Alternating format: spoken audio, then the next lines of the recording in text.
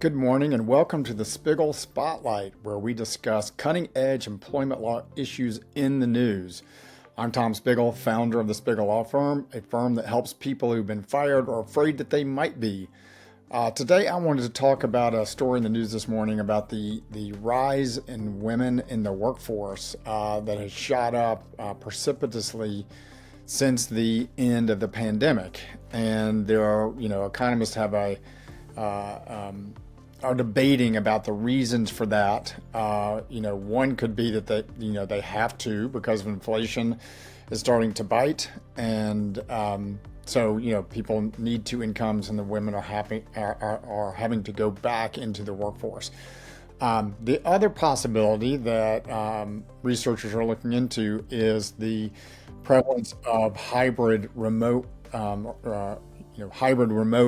in-office work arrangements, that this sort of flexibility gives women more opportunity to participate in the labor force because they're able to, continue to do, to spin the plates at home in addition to at work. And unfortunately, as we know from research, women are still doing the lion's share of work in the home. Men have gotten better, but not good enough, and a lot of those responsibilities still fall on women. So, hybrid work arrangements allow them to do that. And, so I think from an employment law perspective, the question is and we, of course, at our firm, we work with a lot of women. Women sadly experience a lot more employment issues than men in the workplace. My book, You're Pregnant, You're Fired. Men, as of today, still can't get pregnant, so it's women who bear that burden, in addition to other sorts of workplace issues, whether it be, pay disparities, sexual harassment. Yes, men experience these too, but not to the extent that women certainly historically have experienced these problems and continue to in the workplace. So the question for women as they continue to go back into the workforce at a higher rate is, has anything changed in the employment law context, particularly as it relates to hybrid and remote work?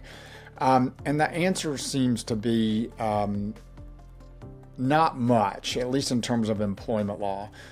People are still able to be harassed, even if they're not in the office. Of course, you can't have physical touching, but you can still have harassment online. And in fact, while there are many benefits to remote work, at our firm, we're fully hybrid and take advantage of that. It allows everybody, men and women, to avoid the time with commuting and all the things that come along with getting into the office.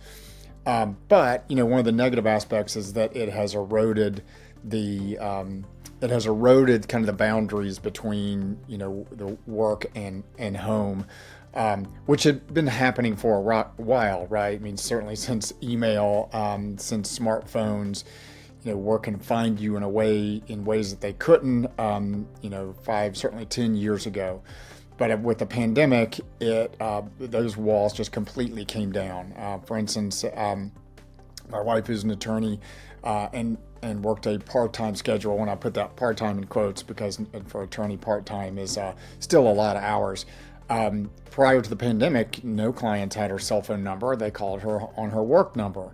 And, if she was at the office, she would put it on her out of office notification. And yes, people would still call her, but it wasn't as frequent.